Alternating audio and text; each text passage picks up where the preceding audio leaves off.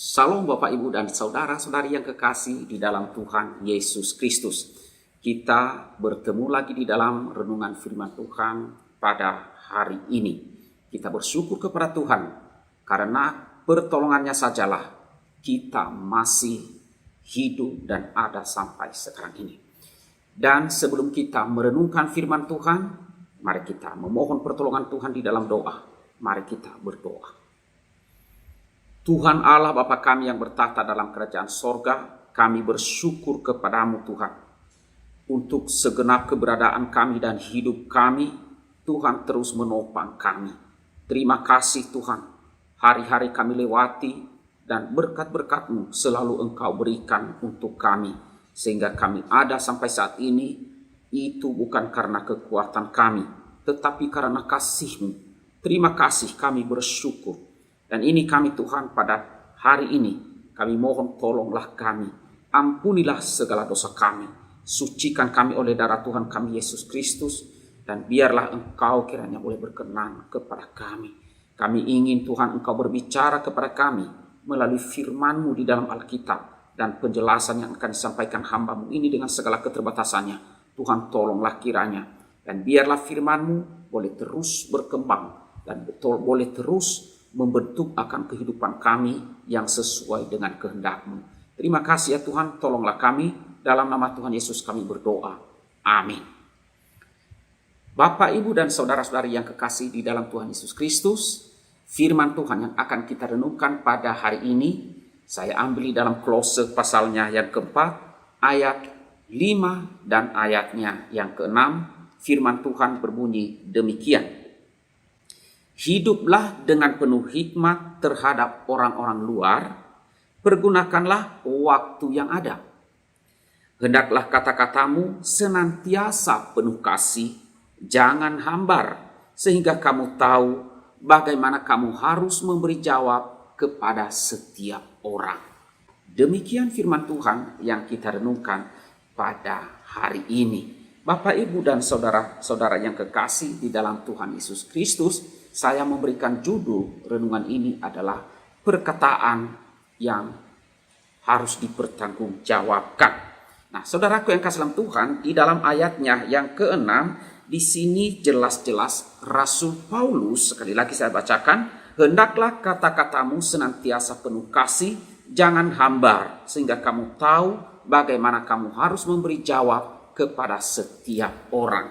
Saudara, jelas di sini Paulus memberikan nasihat kepada orang-orang Kristen di Kolose pada zaman itu dan juga kepada kita pada hari ini. Berkaitan dengan apa? Berkaitan dengan kehidupan kita di tengah-tengah masyarakat, di tengah-tengah orang-orang yang belum mengenal Tuhan atau belum percaya kepada Tuhan Yesus Kristus.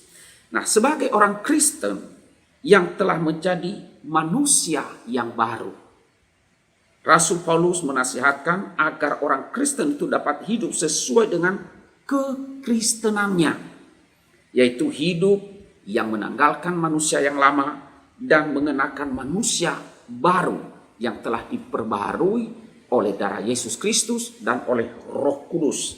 Ini berarti setiap orang Kristen harus hidup di dalam kehidupan yang telah dikuduskan oleh Tuhan Yesus Kristus. Hidup sebagai manusia baru artinya saudara, hidup dalam pembaharuan hati, pikiran, perbuatan, dan juga di dalam perkataan. Nah, saudara, kalau kita melihat di dalam Kolose 3 ayat 8, di sana Rasul Paulus melanjutkan nasihat agar orang Kristen itu membuang kebiasaannya lain yang lama, yaitu kebiasaan berkata-kata jahat. Tetapi sebaliknya, orang yang telah percaya kepada Yesus Kristus haruslah mereka bertindak dan berkata-kata dalam nama Tuhan Yesus. Di dalam Kolose pasal 3 ayat 17. Artinya saudara, dalam setiap tindakan dan perkataan, orang-orang percaya harus menghadirkan Tuhan Yesus Kristus dan melakukannya berdasarkan kekuatan kuasa Tuhan Yesus Kristus. Karena Kristuslah yang akan menyediakan kemampuan yang dibutuhkan untuk melakukannya. Saudaraku yang kekasih di dalam Tuhan Yesus Kristus, alasan lain dari nasihat Paulus ini adalah agar supaya orang-orang yang tidak mengenal Tuhan atau yang belum percaya, ya, mereka tidak mempunyai alasan ataupun bahan omongan ataupun untuk menggosipkan kehidupan anak-anak Tuhan atau orang-orang Kristen, supaya orang-orang Kristen itu jangan bahan pembicaraan, menjadi bahan omongan yang tidak benar, ya, di kalangan orang-orang yang tidak mengenal Tuhan. Ya, juga untuk menghadirkan perubahan hidup secara nyata bahwa orang-orang Kristen atau anak-anak Tuhan dapat hidup tanpa celah dalam perbuatan dan perkataan mereka. Nah, ini adalah merupakan dasar kesaksian yang hidup, dapat menyediakan kesempatan untuk menjangkau mereka, orang-orang yang belum percaya, orang-orang yang belum mengenal Tuhan Yesus Kristus. Nah, saudara, di dalam Markus 10 ayat 32 dan 33, Tuhan Yesus berkata di sana, "Janganlah kamu menimbulkan syok dalam hati orang, baik orang Yahudi atau orang Yunani, maupun jemaat Allah. Sama seperti aku juga berusaha menyenangkan hati semua orang dalam segala hal, bukan untuk kepentingan diriku, melainkan untuk kepentingan orang banyak, supaya mereka beroleh selamat." Nah, saudara, selanjutnya di sini nasihat Rasul Paulus melalui firman Tuhan ini adalah agar kita menggunakan waktu yang ada. Waktu yang ada yang diberikan oleh Tuhan, yaitu waktu sekarang. Ya, kita manfaatkan untuk berinteraksi dengan orang-orang yang belum percaya. Sehingga setiap kesempatan yang ada untuk menyaksikan Tuhan Yesus Kristus, ya, tidak dilepaskan dari kehidupan kita, orang-orang yang telah percaya, baik di dalam perbuatan maupun di dalam perkataan. Nah, Rasul Paulus menginginkan agar setiap orang Kristen itu bukan hanya menghargai waktu atau kesempatan yang ada, tetapi juga menghargai nilai pribadi orang-orang yang belum percaya yang ada di sekitar mereka ataupun di mana mereka hidup di tengah-tengah masyarakat, di mana banyak juga orang yang belum mengenal Tuhan Yesus Kristus. Nah, saudara-saudara yang kasih dalam Tuhan Yesus Kristus, Paulus juga di dalam ayat 6 ini dia berkata sekali lagi, "Hendaklah kata-katamu itu penuh kasih." Apa maksudnya?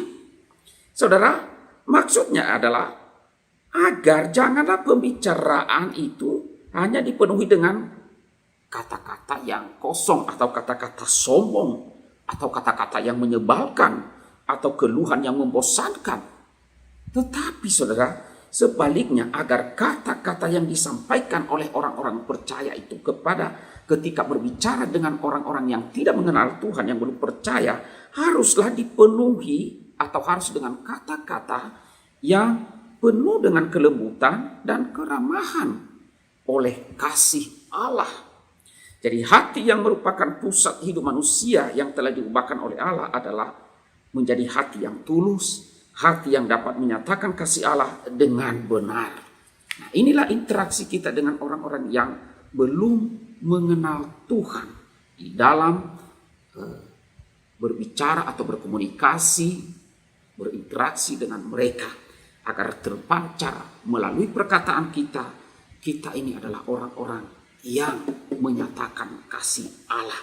Nah, saudaraku yang kasih dalam Tuhan, Paulus juga menyatakan bahwa kata-kata ataupun ketika kita berinteraksi, ya, berbicara kepada orang yang belum mengenal Tuhan, jangan hambar, tetapi harus ada rasa. Ya, ibarat makanan harus ada garamnya. Saudara, inilah yang dikehendaki oleh Paulus. Dari nasihat Paulus ini kita dapat menyimpulkan bahwa pembicaraan orang percaya, orang-orang Kristen, selain harus penuh kasih, tulus, lembut, dan ramah, juga harus disampaikan dengan hikmat atau berhikmat atau bijak. Ya, pembicaraan boleh diselingi dengan humor, boleh saja, tetapi haruslah dengan humor yang bijak, humor yang membangun, humor yang bisa membuat orang membangkitkan semangatnya. Nah, saudara-saudaraku yang kasih dalam Tuhan, alasan lain juga dalam nasihat Paulus ini adalah agar supaya melalui perkataan orang-orang Kristen atau orang-orang percaya, kita dapat memberi jawab kepada semua orang. Jawaban apa? Yaitu jawaban terhadap ketika mereka bertanya tentang iman kita, mempertanyakan tentang Yesus Kristus, Tuhan dan Juru Selamat kita. Kita dapat memberikan jawaban kepada mereka. Jawaban yang jelas. Jawaban yang membuat mereka menjadi tertarik dan mereka boleh menjadi percaya kepada Tuhan Yesus. Nah, saudara, kata jawab di dalam kalimat ini adalah mengindikasikan bahwa orang-orang yang tidak percaya itu kemungkinan akan mempertanyakan bukti pembaharuan hidup yang telah dialami oleh orang-orang Kristen. Orang-orang yang tidak percaya akan menuntut bukti kekristenan kita. Mereka ingin melihat mana buktinya. Kalau kamu telah menjadi orang Kristen, nah, saudara, itulah yang harus kita bertanggungjawabkan melalui perkataan, melalui sikap kita, dan apapun dalam hidup kita ini. Nah, oleh karena itu, saudara, setiap orang yang percaya haruslah hidup dalam hikmat Allah agar dengan kesaksian yang menarik, yang hidup dan yang penuh warna dalam perbuatan dan perkataan ini dapat memberikan jawab atas pertanyaan orang-orang yang tidak percaya. Jadi setiap orang percaya bertanggung jawab untuk mempertanggungjawabkan imannya kepada semua orang yang meminta pertanggungjawabannya. Akan tetapi haruslah dengan lemah lembut, hormat, dan dengan hati nurani yang murni, tulus. Supaya apa? Supaya mereka yang mungkin memfitnah orang-orang percaya yang hidup di dalam Kristus menjadi malu karena fitnahan mereka. Kiranya dengan melalui firman Tuhan ini, saudara, kita sebagai orang-orang Kristen semakin berhikmat dan semakin menyadari bahwa kita hidup di tengah masyarakat dan kita hidup menjadi saluran berkat keselamatan bagi orang-orang lain, bagi mereka yang belum percaya, dan menjadi kemuliaan bagi Allah Bapa kita dan Tuhan kita Yesus Kristus. Amin. Mari kita berdoa. Tuhan Allah Bapa kami yang bertata di dalam kerajaan sorga, kami bersyukur ya Tuhan, kalau pada pagi hari ini kami boleh merenungkan firman-Mu, dan melalui firman-Mu, melalui yang disampaikan oleh hamba-Mu Rasul Paulus kepada jemaat Kolose dan juga kepada kami orang-orang Kristen pada zaman kini, kami diingatkan lagi akan hidup kami di tengah-tengah masyarakat, bagaimana kami berinteraksi, bagaimana kami berkata-kata, berkomunikasi kepada mereka secara khusus yang belum percaya, di mana kami harus hidup di tengah-tengah mereka.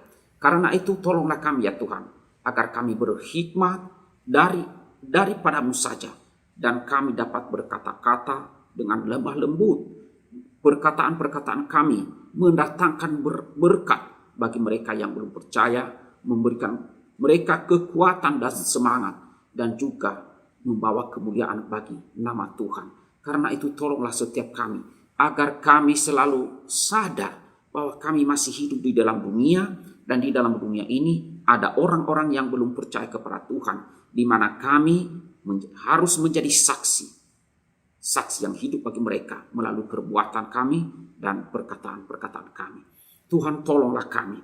Hamba berdoa bagi seluruh jemaat, kiranya Tuhan yang terus menopang seluruh jemaat-Mu ya Tuhan, agar mereka pun selalu bersandar kepadamu. Jemaat-jemaat yang sudah lanjut usia, kiranya Tuhan terus topang mereka, agar di dalam hati mereka pun senantiasa penuh dengan sukacita dan harapan di dalam Tuhan Yesus Kristus. Demikian juga berkati akan setiap jemaat dalam pekerjaan, dalam usaha mereka. Mohon Tuhan yang memelihara dan mencurahkan berkat-Mu. Terima kasih ya Tuhan. Demikian juga kami berdoa untuk bangsa dan negara kami. Kiranya Tuhan tolong terus bangsa ini Tuhan. Pemerintah pusat maupun pemerintah daerah tingkat 1, tingkat 2 hingga kepedesaan. Mohon Tuhan, Engkaulah yang terus memberkati agar melalui para pemimpin negara kami semakin hari semakin lebih baik bangsa ini dan kesejahteraan bagi seluruh rakyat Indonesia. Kami juga tetap berdoa bagi bangsa ini. Ada saja orang-orang yang ingin mengancaukan negara ini. Kami berdoa kiranya Tuhan yang terus menggagalkan rencana-rencana jahat mereka, tetapi biarlah dengan kuat kuasa-Mu bangsa ini tetap dapat kokoh berdiri, kuat, karena Tuhanlah yang memegang kendali, dan melalui aparat keamanan bangsa ini dapat aman karena Tuhanlah yang menolong para aparat keamanan kami secara khusus TNI dan Polri di dalam menjaga keamanan bangsa dan juga masyarakat Indonesia. Kiranya Tuhan berkati. Terima kasih ya Tuhan, berkatilah dan dengarlah doa kami. Di dalam nama Tuhan Yesus kami berdoa. Amin.